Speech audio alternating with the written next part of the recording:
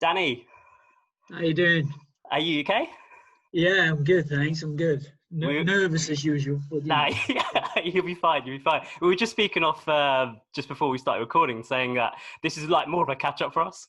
yeah, definitely. Well, now you're a celebrity, mate. I can't get hold of you, can I? So. Mate, coming from you, man, I'll take that. I'll take that all day. No, it's all good. It's all good, mate. It's all good. So I want to get like straight into this. And for those of you who don't know you and don't know what you do, what is it? Give me like a brief description of what you do. My current job, yeah. Yeah, SSG, yeah. Yeah, so currently working as Director for Quality Assurance and Compliance. So my job mainly focused over the last 18 months around the training and education side. So looking after every external that could be involved with a mini college is the best way to think about us. And then internally looking after the standards, the strategy, making sure we're on the right track for things like Ofsted, and making sure that everybody that comes across our path gets the right service. So it's to make sure that the guys who have signed up to one of our courses, whether it be a short course or a long-term course, get the best possible support and help that we can give them at the appropriate time. So just a small job, really. Yeah. It's great because the team that work they're the real people that do all the work, really. Yeah, definitely. Yeah. So SSG is basically split into two sides. So we've got activities and events, and then we've got training as well. So just a brief like sort of background between me and you. So you were one of three directors that I had. So it's yourself, Chris Watson, and Dan Youssef. And I worked on the activities and event side. Yeah. And we'll talk about that later. But what is the other side? Because I don't know much about it. So what does that involve? So education and training is exactly that. So like a mini college or a school that would engage people from the age of about 16. We do work with younger, where we go in and support schools and we go in and help out with IEG and disengagement and things like that. But primarily we run our different kind of education. So we give young adults the option of a different form of education. So they still get the qualifications, still get their BTEC, still get their level 1, level 2 or level 3, in order for them to go through into an industry that they want to choose. A lot of them don't know, so they'll come onto our skills academy and we'll help give them lots of options and things. And the guys that do know generally come into our sports academy section. That's great. They're the longer courses and they do really, really well, especially when you see somebody who has not really been engaged with school, doesn't really get on with large classes and so on and so forth. When they actually see that they're worth something and they can actually develop forward. And then the other side to that is that we work with 18 plus. So we do a lot of work with people who are reskilling or have been out of work for a long time, maybe just a bit down on their luck at the minute, and they're needing something to kind of boost their confidence. Okay. So why do you think like sort of schools don't engage these people that come to us and come to SSG? Do you think there's a reason, or do you think there's a multitude of reasons why? Yeah, how long you got? Yeah, there's a multitude of reasons, really. I think that to try and categorize it into schools, and the reason for that, it doesn't do its schools justice, really, because they've got an uphill battle. Yeah. Their funding's been stripped, their workload is increasing, the lack of trust on teachers and SLTs in schools and head teachers, the trust isn't there. And they're expected to be everything now, not just teach, but they're expected to be careers advisors, healthcare professionals, mental well-being, social workers, first aiders, police officers and security. Just they're and the biggest thing now, not for every child, but a lot are expected to be parents as well. Yeah. And such a monumental job, and then to try and do that in very, very tight parameters given by curriculum, given by government policy, and crazy. Does that does that sort of like worry you, because you've got two, I want to say young, but I'm guessing they're not young anymore. Like, you got two young children, like, 6 and 11. No, you're joking. No, 6 and 11. Oh my God, because I remember teaching Soph swimming when she was like 5 or 6. Yeah. And I think I just miss Archie because I think he was too young. But I had Sophie for about 2 years swimming. Yeah. And doing holiday clubs and after school clubs. All the club. Yep. That's ridiculous. Time flies, pal, doesn't it? Wow. It's bad for you. You want to see me? I'm going great because of it. What is? So does that sort of like worry you? Because like obviously Soph is 11 now, and she's like coming up to that age where she will have to start making a decision on her future. She's just gone through the biggest decision she's had to make at the minute. Supported, obviously, with transition, what's her next school and things like that. So I think it does, but then being a parent, you worry about everything anyway, and about the uncertainty, and then being a good friend, you worry about this, and being a good family member, you'd worry about that. And I think the idea around it for me is that knowing it from the inside out, is that a letter, a number, an exam result, or whatever doesn't define you.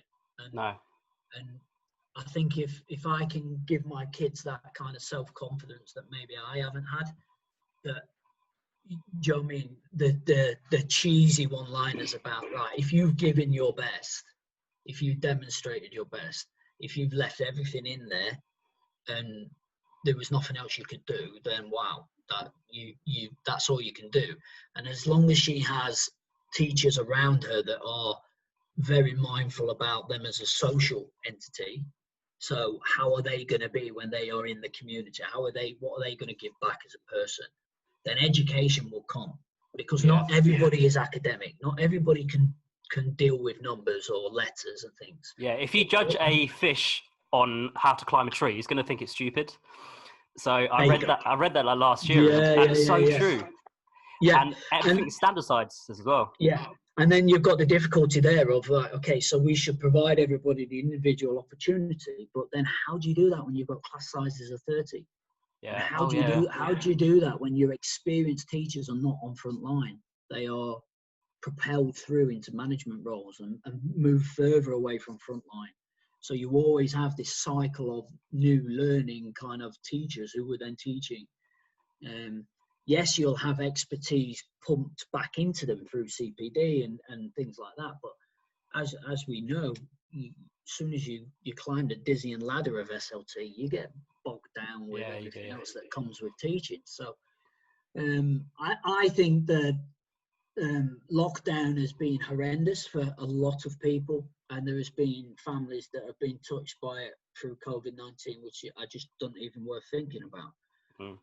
But having to try and come out of the other side of it, there's going to be a lot of questions, and there's going to be a lot of self-reflection in these establishments, in schools, in education, parents especially, having these guys that have never ever been anywhere near a classroom apart from parents evening, right? They now know what it's like when they're controlling 1 or 2 kids, trying to get them to do their phonics, or trying to get them to do their most influential person in history kind of assignment. They know what it's like. Times that by 30, then I saw a tweet. I think it was like after the first week of lockdown. There's a tweet from my mum that said, "Yeah, I think we should pay teachers like $100,000 a year." Like, I've been teaching my kid a week. Yeah, can you imagine that? Wow. Yeah. No, I just think it identifies that. In my experience, and again, I'm not saying this is what it is, but it's just my experience. It's the only way I'll ever reflect on things is what I've seen, heard, dealt with, witnessed. The guys who are really special teachers that are they've just got it. Okay, they almost just have that either work ethic to be better continuously.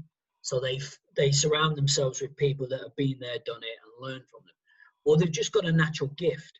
And money doesn't really matter to them. Yes, they want money. Obviously, we all need it. We need to survive. We want to prepare. We want to be comfortable, have security for our family and everything. But they don't do that job for money.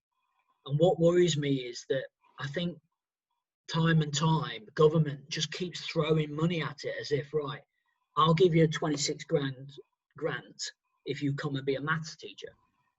But if you're not passionate about teaching kids that hate maths, okay, 26 grand is gonna very quickly disappear in 2-3 years time, and you're gonna be out. You're not gonna be in the industry. You're not gonna want to do it anymore.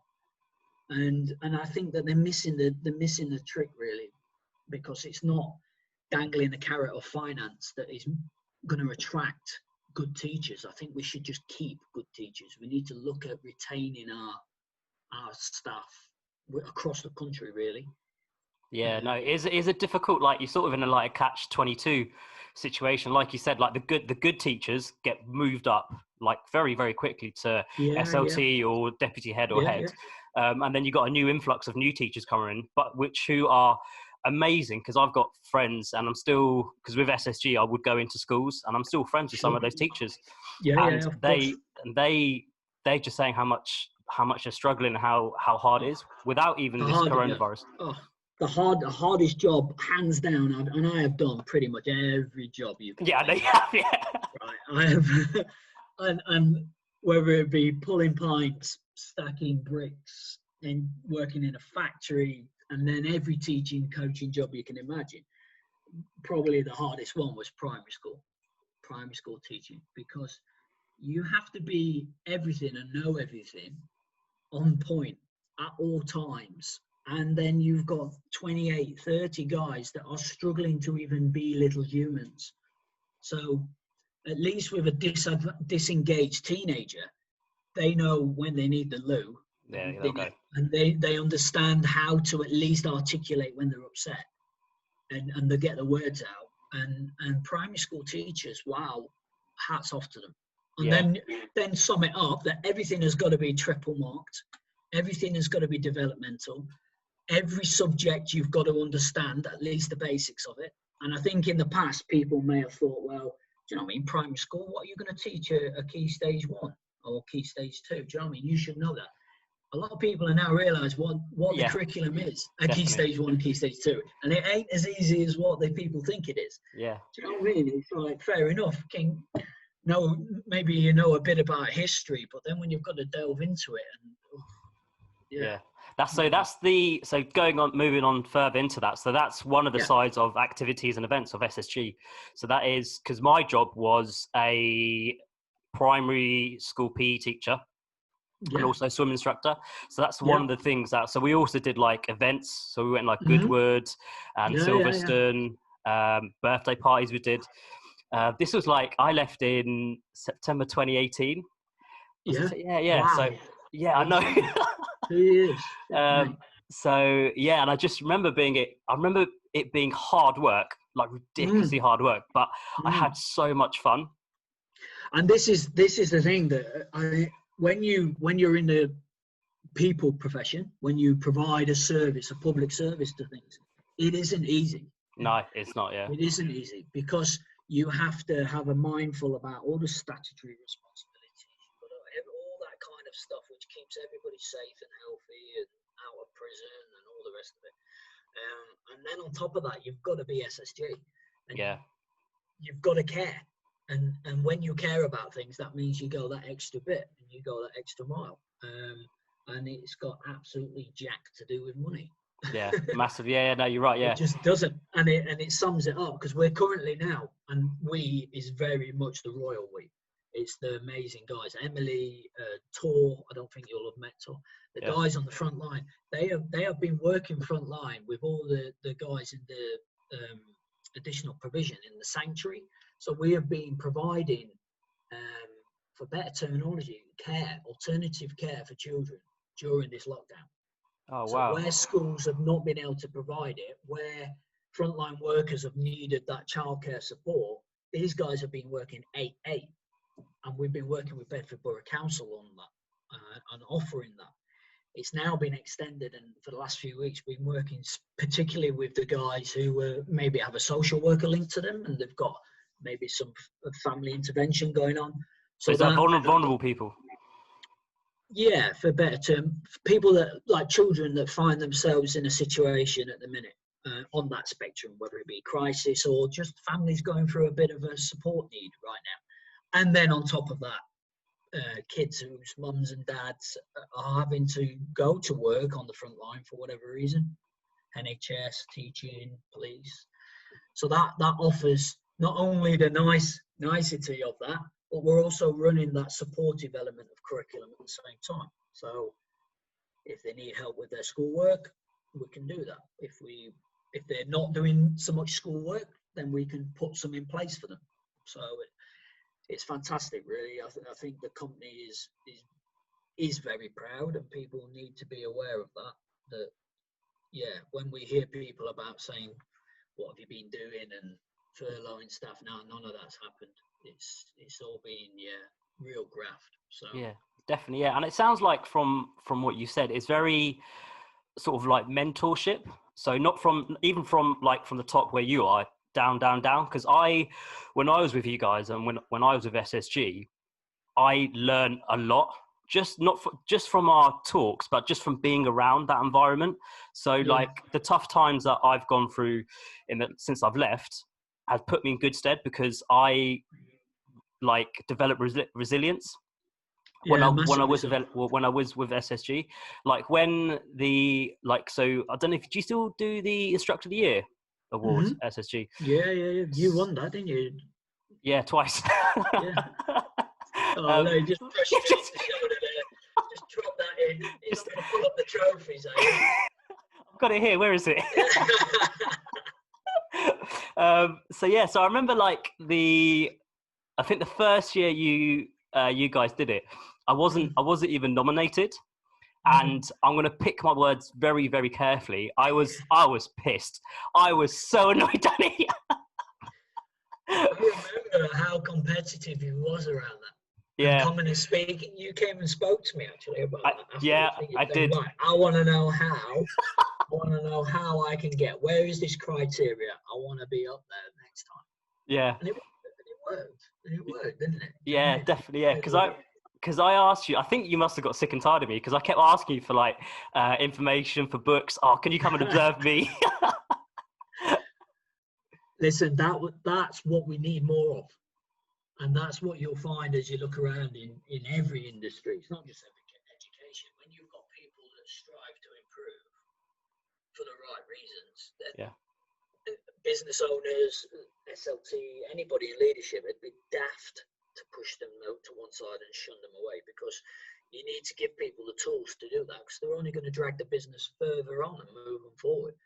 And in our case, it's secured, let's face it, it's secured school contracts to be able to say, look, we are in there supporting at a higher level than other companies, because we are a business. And a lot of people shun away from that. And we don't, because we have to make money to be able to employ more people to then do the job and secure jobs to then goes in. Not for 1 second do I want anybody listening to think that SSG guys go on cruise ships smoking cigars with the profits. It ain't like that. And Chris and Dan run the business so it is sustainable from a community focus. Yeah. It may as well, if we could, it may as well just be a not-for-profit business. Because of the way that it's structured and the way that it's run, it supports people. And it makes sure that it starts internally to be able to then push out externally. So it's nice to hear, though, that you're saying that you've taken on board some of that, because that's what it is. I think that if you look across where we were back then and look at the people that are there, and then look at the structures now in place, you've got people who have really elevated and shown what skill set they have for certain roles, and they're flying. And I think that's important to find that, where you kind of find your role, your job in whatever you do for work, okay? If you can find it where you naturally find that easy, then that's because your skill set is there and it links nicely against it. If you're battling every single hour of every day, you're not going to enjoy that, and therefore you're not going to be able to give your best. So. Yeah, definitely. Yeah, and I think I learned a lot of like people skills from yourself, because you did, and I still hate you for this, but listen, join the queue, pal. I'm sure there's one or two behind you. But you used to do this thing where like, you used to like me, and you used to say, "Oh, Balve, well done on X, Y, or Z," and then you'd walk away, and then I'll be thinking about it for the rest of the day. And I find myself doing that to other people now, saying, "Oh, Sharon, for example, oh, well done on that thing you did the other day," and then I just walk away, and I know what she's thinking. She's thinking, "Oh yeah, he's noticed," and you did it to me all the time. And I remember when you told me you did that, and I was like, "Oh shit, yeah, he has. He's done it to me for like 3 years." Yeah. Well, you were ready. You were ready to know at that point. Do you know what I mean? I think that it's just, listen, I don't claim to know anything that other people don't know. It's just being able to apply it over God knows how many years, 20 years, getting burnt from doing it wrong. Yeah. Egg on the face, scars to prove it. But I think I talked recently with some guys that obviously, and they're very much people, just like yourself, just like everybody at SSG, because not more so than Dan and Chris, who are the business owners, that you've got to understand people and what drives them in different situations to then be able to get them to accept. Yeah. And the best analogy I've ever heard for it is that it's like currency. If you're in a different country and you try paying with the wrong currency, you're not going to get very far. So you have to change that currency into what they want to accept from you, something that's worth for them. So you change it up and give it them in that format, then they're there all day long. Yeah, that's the thing. Yeah, so like you were saying, I remember you coming to observe me one day, and you said kids are like spinning plates, and you have to keep going around, and you have to, if you got a class of 30, 35, you've got to keep going around and keep doing the rounds and not stay still. And that's one of the biggest things. And also positive reinforcement. You taught me as well. You remember that, yeah? Yeah, oh, massively. I still, because you taught me that with kids, and it works with adults as well. Well, the mantra for me, and again, it was given to me from a lady called Angie Newton, who is just retiring from UOB now. Way back. I was fortunate enough to be in her school, in her department for my second year placement. And that's where I really learned what education was like in secondary school. That was like scanning to get in places and watching what you do and say and things like that. And she says, look, without patronising, if you can treat everybody as 5 in your lesson and start from that point, you will not leave anyone behind. And that's the same. It's everybody. If you lay out the most basic of basics and go from there in everything that you do, in a lesson, in a session, in a coaching session, there's nothing more frustrating than not knowing why you're there. Yeah. So many people that will lead into a meeting not telling them where you're going to end up. Yeah, you said that. So I did a swimming. So I was up for, I think the second year I was up for Instructor of the Year. You and Glynis Yates, who I love to bits. Absolute legend. Yes, hero. She's iconic in our region, probably nationally, around physical literacy, around PE education in primary schools. Yeah. And she, I remember you both said, like, why are you here? Like, why are you teaching a swimming lesson? And then that got me thinking, right, I want to teach them the backstroke, for example, and I want them to keep their head above water and all these little things. And it's always the why are you here? And I think that helped me massively, because I think for a good portion of time before that, I was just doing the lesson because that's what I was getting paid to do. But the why started clicking. Like, why is this kid messing about, for example? Is it because A, he's bored? Is it because he's finding it too easy? Is it because he's finding it too hard?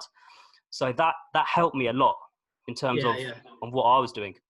And again, there's so many different theories and people who are much cleverer and academic than me, who have done this for years. And even recently, the one that sticks for me is just to ask why 5 times. Yeah. And in any situation, if you just ask why 5 times, then you get past the obvious and you get past those kind of symptoms of it, and you get down to the real reason and the real problem. And it's all psychological, and you then can start to make an impact on that. The difficulty comes when you try and do that with multiple people at the same time. Yeah. And it's impossible. So you then have to be, like you say, you've got those spinning plates. So you group those spinning plates. So, do you know what I mean? They're all the same height spinning plates, so to speak. Yeah. So you've got a group over there that needs a little nudge, and you've got a group over here that needs a lot more attention. And that's the way you hope that it's going to work. And sometimes it does, and sometimes it doesn't. Trial and error. Yep. You just go again, brush it off, smile and wave. Exactly. Yeah. So, what would, as a director of a company like SSG, what would a typical day look like? Is there a typical day, or what would you do? No, not in SSG. Yeah. Not in SSG at all. I think in code there is structure. Okay, don't get me wrong, but then I think everyone will tell you there is a spine of your job role that runs through the middle, and then everything else that goes on around it is fantastic. It's just no 2 days are the same. Yeah. I think my role in particular is probably the most stable. I see a lot that's coming, and it's almost working constantly, looking forward of projects and things like that. As soon as you start clicking into operations, you've been there, you've seen it, and that is the nicety around a lot of it as well, is that we can react as much as we don't want to have to be in the position that we're in. We have the guys on the front line, middle management, top of the tree, and everybody have just reacted like that, spun it around. 153 learners have gone from being face-to-face across the 3 counties to distance learning, when we've never run distance learning. Never. That's incredible. Potentially a third of our kind of candidates, if I was to guess, and don't hold me on these figures, but about a third don't have access to IT, not got the ability to use it, are all engaging, are all safe. Some of the situations that some of our adults and our adolescents find themselves in, massively vulnerable, really vulnerable people. So it was a no-brainer for Dan and Chris just to say, no, we're not having this. We're not just going to furlough. We're not just going to stop and roll over. We're providing a service. And when people, do you know what I mean? These guys are the people that need it the most in the earliest stages. They're not somebody who can just sit back on $2,500 a month being furloughed and kind of hope there's a job to go back to. These guys are, I have nowhere to live, or when am I next eating now that food bank's closed? It's difficult, like really difficult, because I think it's in terms of the position we're in, we've got food in our bellies and we've got a roof over our head, and sometimes I think it's human nature to think, oh, I would like more, or I would like the nice car, the nice house, but there's people less fortunate, and when you put it in that perspective, it's the right thing to do. It is, and I think that you can spin on the spot and turn yourself into knots constantly if you start looking around thinking, why do I feel like this? Because I'm privileged, and look at that guy over there, and look at that person over there, and things like that. I think that I've learned that, do you know what? If you work hard for things, then as long as you are modest with it, there's nothing wrong with that. Yeah. But when you have the opportunity to, then you should help, and you know what I mean. You should have. My mum said exactly the same thing. She goes, "You're in that position. You should." Yeah. And it's a duty to be like that in this country, and especially in this country. When we look around what's happening over the last few weeks, where just craziness. Yeah, really. People like Marcus Rashford doing the stuff he's done. Like, he didn't have to do any of that. No, But the fact that not he at all. did, the fact that he did was, I think it speaks more of his character and the way he was raised. 100%. And when the more you look into the background where he's come from, Yeah. it's appreciative. It's accepting that where he is right now is not where he was. Yeah. And do you know what I mean? That can very quickly be taken away from people. So we're not all in the privileged position that he's in. We've not all got that natural talent that he's got that's excelled him to where he is. Yeah. But there's nothing wrong with us knocking on the door to the person next door, just checking they're okay. Yeah. And there's nothing wrong with holding the door for somebody because you want to keep that distance in the shop. Yeah. It's just not being a dick. That's pretty much it. Just don't be a dick. That's amazing. That's like a t-shirt. Daddy, that's our $1 million idea. There we go. Yeah. Don't be a dick.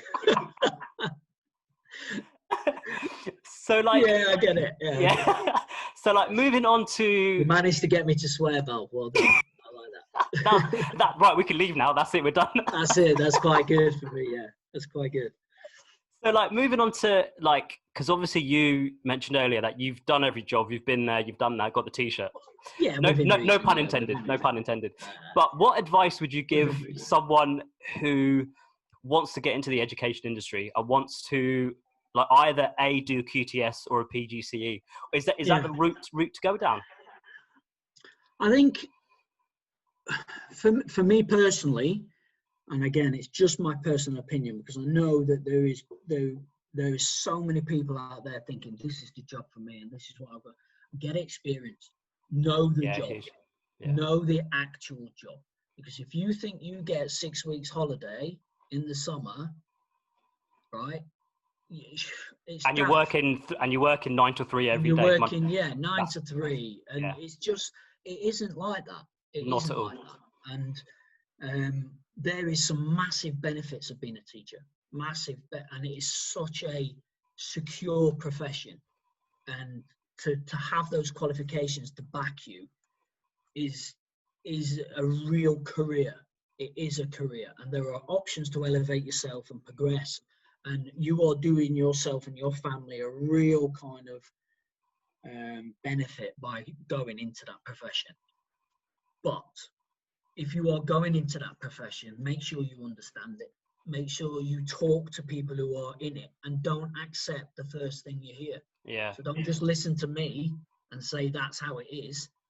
Go and get several different points from different industries, and look at what's best suits you. Because if it best suits you, then you're going to give your all. You're going to be the best teacher you can be. If you're not, you're going to end up resenting the profession. You're going to end up being resilient to things rather than accepting of change, and then you're going to end up out of it rather than staying in and benefiting it. So yeah, and I see a lot of people, obviously not going to name any names or name any schools, but I see a lot of people doing that. They just burn out from A, the stress, B, the workload, C, the general pressure that comes with being either a primary school or a secondary school teacher. Yeah, I see that as well, and I've been there. Yeah, of course. I've been one of those people, and I think if you were to hand on heart ask teachers across the country why the 5 whys, why are you in this job? Okay, not one of them will end up telling you it's because of the money. No, yeah. Or because I want to be a head teacher in 15 years or whatever it might be. Not one of them. And I bet you any money, the high 80% would be around because I care about the kids. I want to make a difference. I want to develop people. I want to share. Do you know what I mean? It's always external. And those people are the most vulnerable to not saying no. Yeah. Taking on more, caring almost too much. Which, do you know what I mean? You can only do your job. Yeah. And if that young person, young adult, senior adult ends up going to an environment outside of school with social workers, then you tag that role. The issue is you end up still thinking and processing that. It's not good. It's not good for you and your well-being, and that means that the next day you come back a percentage lower And each day, if you do that, then you're going to be running on empty. Yeah. And then you're no use to anyone. So definitely, yeah. And I think the benefit and the advantage I had being with SSG is that you yourself, Chris and Danny, were always saying that you should give me the tools to do the job that I need to do. And that was massive. So even like being a PE teacher, as simple as having 10 footballs that were pumped up, just that's to people, that sounds so simple. But if you are having kids, you've got 10 kids and then 8 of them are flat, your session already is down the drain. Yeah. And it's not the best that you want it to be. Yeah. And that kind of mantra is because those guys have done that job. Of course, yeah. Do you know what I mean? And that's why they are elevated a successful company, because they have done those jobs and they have worked their way up. It's a self-made kind of organization. It is not a franchise. It is not an organization that's just been gifted.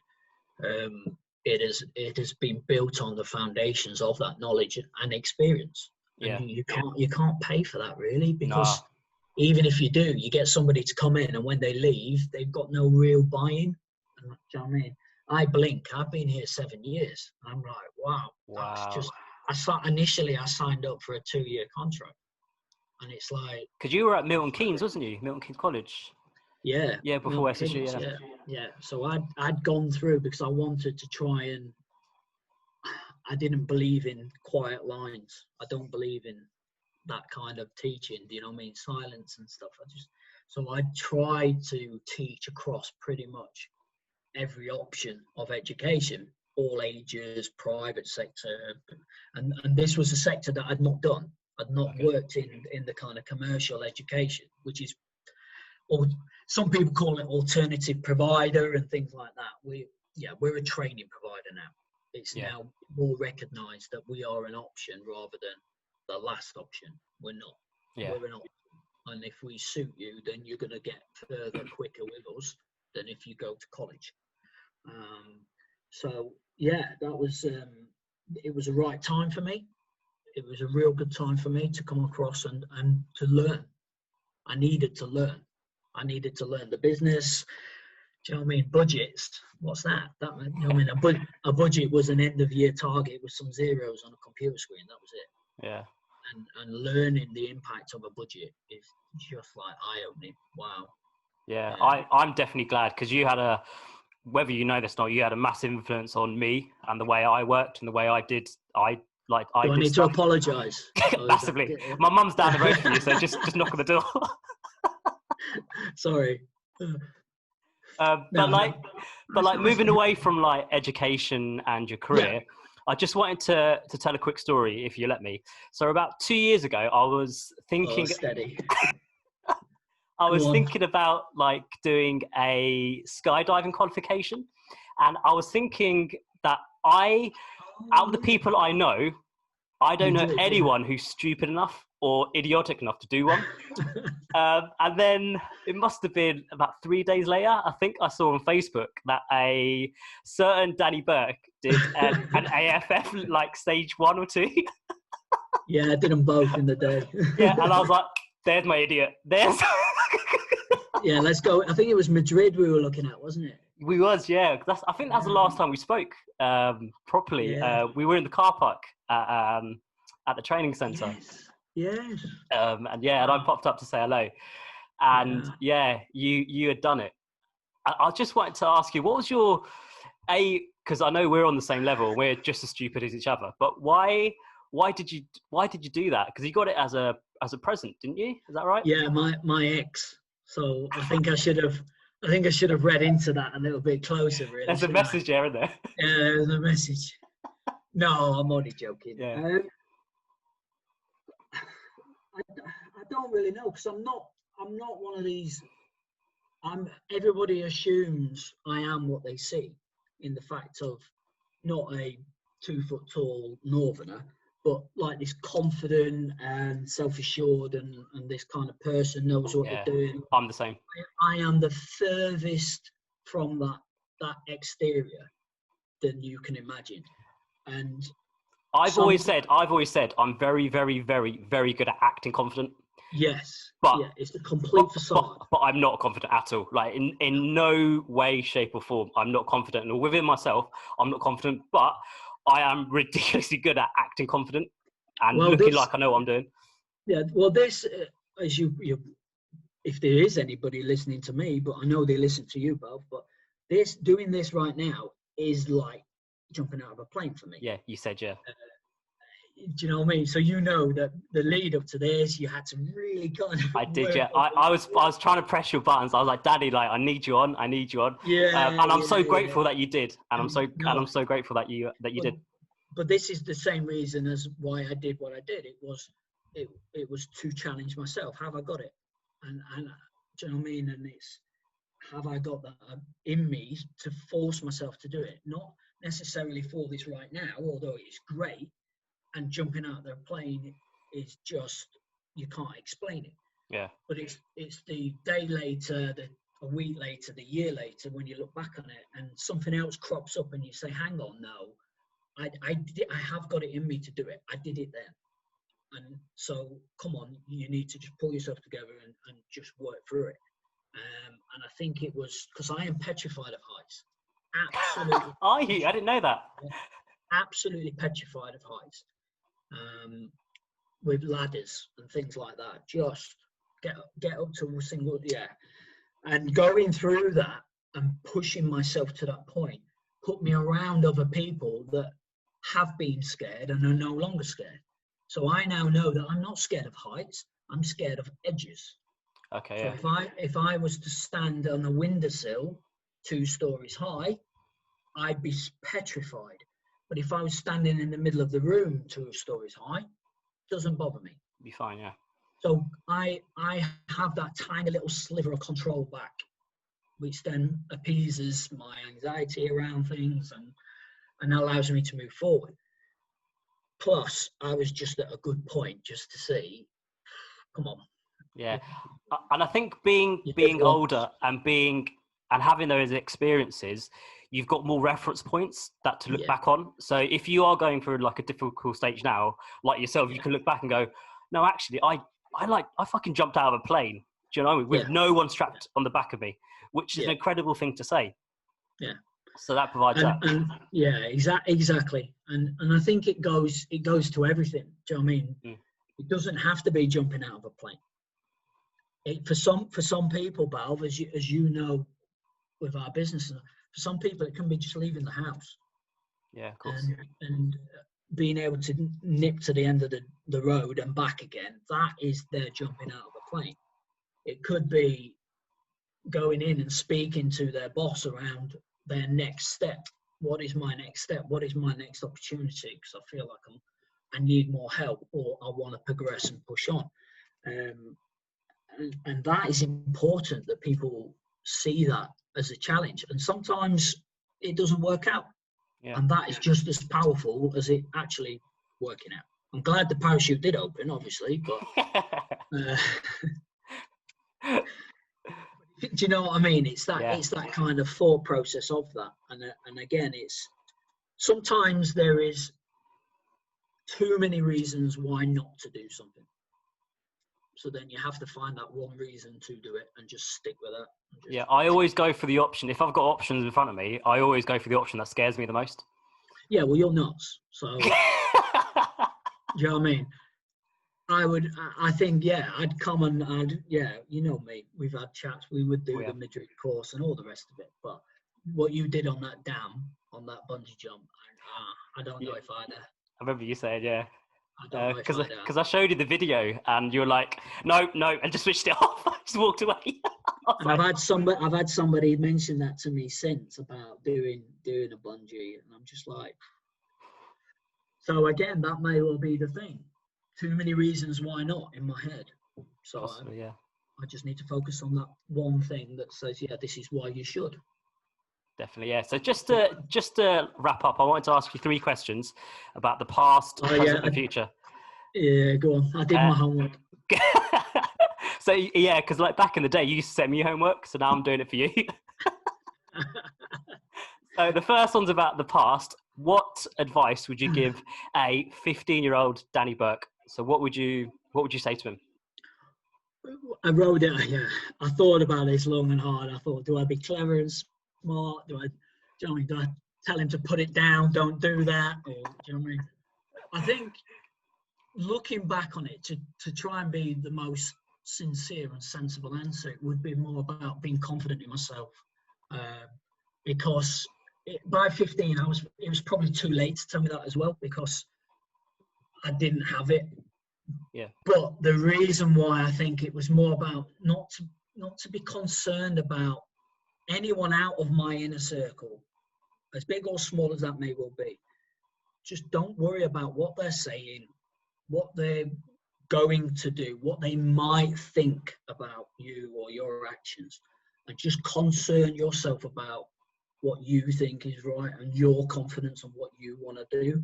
And if you're not quite sure, then that inner circle is the important ones, not somebody sat at the other end of the bus. Yeah. Not somebody in the classroom. Do you know what I mean? Not somebody on a football field or rugby field throw away comments at you and things like that. And I think that would definitely be the thing I'd say. Okay, and a question about the present. You've got a dinner party, and you can invite 3 people, any 3 people in the world. It can be dead or alive, it can be a celebrity, it can be a non-celebrity, anyone you want. Who would you go for? Which 3 people would you go? Listen, could fill a room. It'd be lovely. I tried to think about that in a nice kind of quirky way. So I've gone, let's have a bit of fun. I think Micky Flanagan, the comedian. Oh, I love him, the Cockney one, Cockney comedian. Just even his voice, his mannerisms. As a Northerner myself, just that Cockney chappy kind of, just so funny. So he's got to be on there for smiles and laugh. Yeah. I'm a big sports kind of fan and stuff, and I'm into my boxing. I really kind of like boxing. I've got a lot of appreciation for the sport. So I'd have a guy called Brendan Ingalls, who's no longer with us. He's a very well-renowned and respected Irish coach and trainer. So he trained several world champions and stuff. So I'd have him in there just for a bit of the old chat. He's also got Sheffield connections. Oh, so of course. Yeah, exactly. I'd be able to understand him, so that's fine. And then the real important one, probably because I'd never live it down if I didn't. It'd be my dad. Nice. Frank. Yeah, because I don't get to see him as much as I'd like. I speak to him. I'm in contact, obviously, as you would imagine. But every time we have a good chat and a bit of fun, it's a good old giggle. So I couldn't sit at a table with a couple of others and not have him invited. I'll be honest. I'll probably invite Frank Burke as well, because he's a legend. Yeah, he is. Yeah, I owe him a lot. Yeah, he's good people. So he is. Yeah, he is. definitely. And just the last one to wrap up. What do you see yourself doing in 10 years' time? So what do you think Danny Burke will doing in 2030? And like, I've just realised that Sophie will be 21 and Archie will be 6. That blows. That's not right. Come on, man. So your kids will be like 21. No, that's don't. Yeah, I know. That's amazing. I'm going to shave all my hair now before it drops out. So, yeah, I think hopefully happy, healthy, smiling. Like you said, what would it be? It'd be coming up. He'd be 17 in that September, so he'd be looking to drive. So I'd be wow.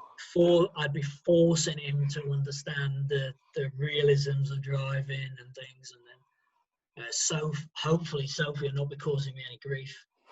She'll be nearly 22 at that time, so she'll be cementing herself in what she wants to do and finding her path, hopefully, and on that start of that journey. Me, I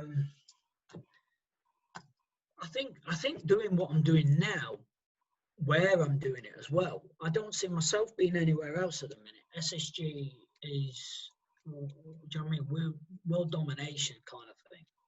It sounds like since I've left, it's sort of growing. I don't know if it's because I've left, but since you went, that was it. It was easy then. Since you got, no, I think definitely the activity side is what it is. That is just a beast in itself, and that is just very exciting.